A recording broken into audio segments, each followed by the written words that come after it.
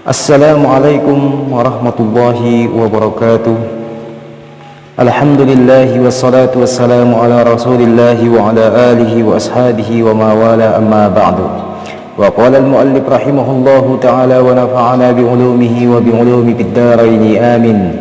Subhanaka la ilma lana illa ma 'allamtana innaka antal alimul hakim. Teman-teman yang dimuliakan Allah Subhanahu wa taala, pada kesempatan kali ini insyaallah kita akan membicarakan hal terkait dengan tingkatan-tingkatan para ulama menurut Syekh Nawawi Al-Bantani di dalam kitab Nihayatuz Zain ini. Di mana di sini beliau menjelaskan ketika mensyarahkan matan fahaza mukhtasarun fil fiqhi ala mazhabil Imam Syafi'i. Jadi ketika menjelaskan masalah potongan kalimat ini di dalam syarah ataupun penjelasannya, beliau di sini menjelaskan al-imam, yakni Imam Syafi'i, al-mujtahidu ijtihadan mutlaqan ay ala ikhtiyari lil ahkam, yaitu Imam Syafi'i merupakan ulama tingkatan mujtahid mutlak yang mampu langsung mengambil hukum dari Al-Quran dan As-Sunnah ataupun dari hadis. Jadi di sini juga Syekh Nawawi Al-Bantani merinci ataupun menjelaskan tingkatan-tingkatan ataupun level-level para ulama di dalam kitab Nihayatuz Zain ini. Yang pertama adalah mujtahid mutlak seperti Imam Syafi'i tadi. Apa yang dimaksud dengan mujtahid mutlak? Di dalam kitab ini dijelaskan, wal mujtahidul mutlaqu huwa man yaqdiru 'alal istinbatil ahkami minal adillah. Yang dinamakan dengan mujtahid mutlak, seseorang yang mampu mengambil hukum langsung dari Al-Quran dan hadis. Apabila seseorang mampu mengambil hukum langsung dari sumbernya yaitu Al-Quran dan hadis, maka seseorang itu orang tersebut dinamakan dengan mujtahid mutlak. Dan di bawah dari mujtahid mutlak ada yang dinamakan dengan mujtahid mazhab. Ini adalah level ataupun tingkatan yang kedua. Apa yang dinamakan dengan mujtahid mazhab? Di dalam kitab ini dijelaskan, teman-teman yang dimuliakan Allah, wa mujtahidul mazhabi huwa allazi yaqdiru 'alal istinbati min qawaidi imamihi. Yang dinamakan dengan mujtahid mazhab, ulama yang sudah sampai kepada tingkatan mujtahid mazhab adalah mereka yang mampu mengambil hukum dari Al-Quran dan hadis, namun dengan kaedah-kaedah yang telah ditetapkan oleh imam-imam mereka. Jadi sama seperti mujtahid mutlak tadi, mereka memiliki kesamaan, yaitu sama-sama mampu mengambil hukum dari Al-Quran dan hadis, menetapkan halal, haram, mubah, makruh dan sunnah. Namun yang membedakannya antara mujtahid mutlak dengan mujtahid mazhab, jikalau mujtahid mutlak mampu mengambil hukum dari Al-Quran dan hadis dengan kaedah-kaedah yang ia miliki sendiri, sementara mujtahid mazhab mampu mengambil hukum dari Al-Quran dan hadis namun mengikuti kepada kaedah-kaedah yang ditetapkan oleh para ulama mujtahid mutlak tadi. Jadi teman-teman yang dimuliakan Allah, tingkatan ulama yang ketiga adalah mujtahid fatwa. Apa yang dinamakan dengan mujtahid fatwa? Di sini dijelaskan, wa mujtahidul fatwa man yaqdiru ala tarjihi di ba'di aqwali imamihi ala ba'din.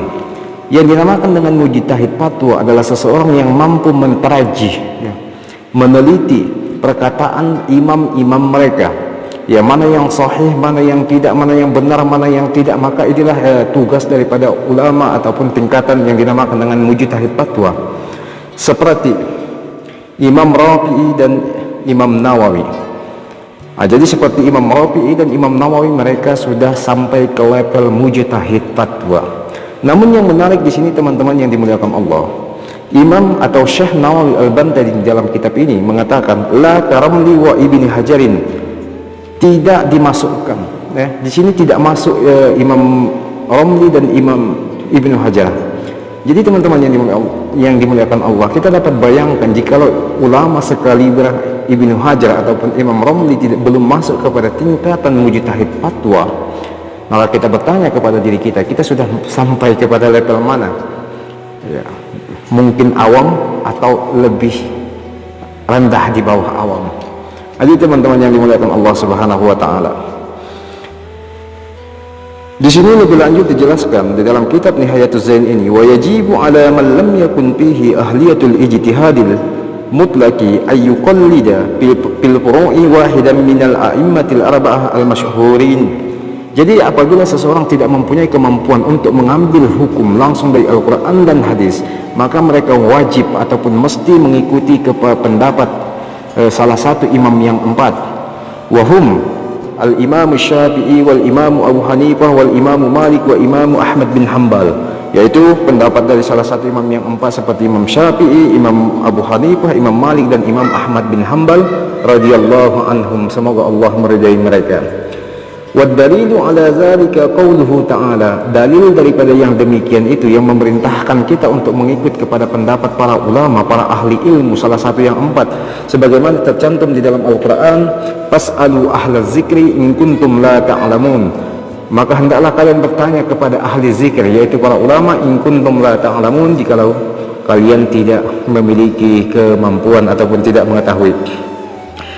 Fa'aujaballahu su'ala ala man lam ya'lam, maka Allah Subhanahu wa ta'ala mewajibkan kepada orang yang tidak mengetahui untuk bertanya. Wa yazimu alaihi al-akhdhu biqaulil alim wa zalika taqlidul lahum, dan mesti mereka mengambil perkataan orang yang berilmu sebagai bentuk ikutan mereka baginya. Di sini yang menarik teman-teman yang dimuliakan Allah, di dalam kitab Nihayatus Zainin ada penjelasan yang sangat menarik. Menurut Syekh Nawal Al-Bantani, wala yajuzu taqlidu ghairi haula'il arba'ati min baqil mujtahidin fil furu'. Jadi tidak boleh mengikut selain daripada imam yang empat tersebut, yaitu Imam Syafi'i, Maliki, Hanafi dan Hambali, ya. Ini penjelasan Syekh Nawal Al-Bantani. Kita tidak boleh mengikut walaupun mereka yang lainnya adalah ulama-ulama mujtahid. Seperti di sini dijelaskan, mislul Imam Sufyan As-Sawri wa Sufyan bin Uyainah wa Abdurrahman bin Amr Al-Auza'i. Jadi selain imam mujtahid yang empat, kita tidak boleh mengikut kepada imam mujtahid selain yang empat tadi, seperti Sufyan As-Sawri, Sufyan bin Uyainah dan Imam Auza'i. Bahkan teman-teman yang dimuliakan Allah, bukan sampai di situ saja. Syekh Nawawi memberikan penjelasan lebih lanjut di dalam kitab ini. Wala yajuzu aidan taqlidu wahidin min akabiris sahabati, dan tidak boleh juga bertaklid atau mengikut pendapat salah satu dari pembesar-pembesar sahabat. Di sini sangat menarik sekali. Bukan hanya selain yang imam yang empat tadi, ya. Bukan hanya tidak boleh kepada Imam Auza'i ataupun Imam Sufyan bin Uyainah ataupun Sufyan Sawri, bahkan pendapat-pendapat sahabat dalam masalah furu', asal masalah fikih, Imam Syekh Nawal Al-Bantani mengatakan bahwa kita juga tidak boleh mengikuti kepada pendapat mereka. Alasannya di sini dijelaskan oleh Syekh Nawal Al-Bantani, li'anna mazahibahum lam tutbat wa lam tudawwan, karena mazhab para mujtahid yang lainnya ataupun mazhabnya para sahabat lam tutbat, ya, tidak didokumentasikan, tidak dicatat, walam tudawwan, dan tidak diteliti, ya. Sebagaimana pendapat imam-imam yang empat tadi. Jikalau Imam Syafi'i contohnya memiliki kitab, ya, kitab-kitab beliau dibukukan, kemudian diteliti, diterjih lagi oleh para ulama-ulama Syafi'i sesudahnya, sehingga menghasilkan bahwa ini sahih, bahwa ini qaul qadim, ini qaul jadid, maka yang demikian sehingga kita harus mengikuti kepada pendapat-pendapat ulama yang empat tadi, karena mereka memiliki catatan ataupun memiliki dokumen, buku, dokumentasi, dan ulama-ulama yang menjelaskan sesudah Imam Syafi'i. Berbeda dengan pendapat mujtahid lainnya seperti Auza'i, Imam Sufyan bin Uyainah dan Imam Sufyan Sawri dan sahabat-sahabat lainnya. Jadi teman-teman yang dimuliakan Allah Subhanahu wa taala, di sini lebih lanjut dijelaskan oleh Syekh Nawawi Al-Bantani, wa amma man fihi ahliyatul ijtihadi al-mutlaqi fa innahu yuhramu alaihi taqlid. Namun jika seseorang mampu, memiliki kemampuan untuk beristinbat, mengambil hukum langsung dari Al-Quran dan hadis, maka haram baginya untuk bertaklid. Wa yajibu ala man lam yakun fihi ahliyatu an yuqallida bil usul. Bahkan orang yang tidak mempunyai kemampuan untuk mengambil hukum terkait masalah akidah, maka mereka harus bertaklid dalam masalah hal akidah ini kepada al-aqaidi lil imam Abi Hasan al-Ash'ari awil imam Abi Mansur al-Maturidi.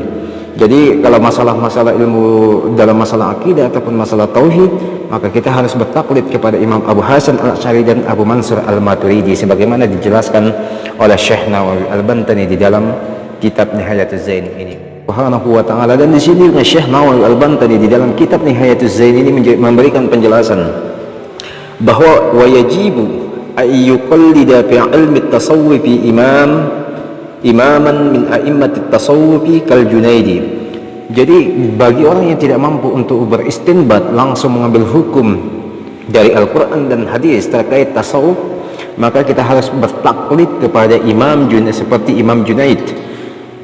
Wa huwal imam, dia adalah seorang imam, Sa'id bin Muhammad Abul Qasim al-Junaid. Beliau adalah imam yang bernama Sa'id bin Muhammad Abul Qasim al-Junaid, Sayyidus Sufiyati. Beliau adalah pemuka ulama sufi.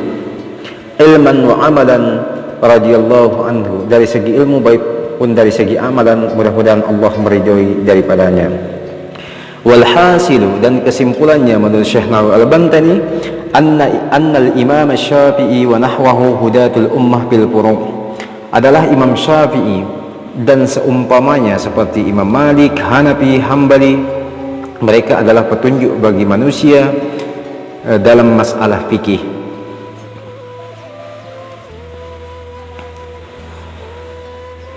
Wal imam al-Ash'ari wa nahwahu hudatul ummah bil usul, dan sementara Imam Ash'ari wa nahwahu dan seumpamanya seperti Abu Mansur al-Maturidi, hudatul ummah, petunjuk bagi umat, bil usul dalam masalah akidah. Wal Junaid wa nahwahu hudatul ummah bit tasawuf, sementara Imam Junaid al-Baghdadi wa nahwahu dan ulama semisalnya seperti Imam Ghazali merupakan petunjuk bagi umat dalam ilmu dalam bidang tasawuf. Fajazahumullahu khairan, semoga Allah Subhanahu wa taala membalas mereka dengan kebaikan-kebaikan.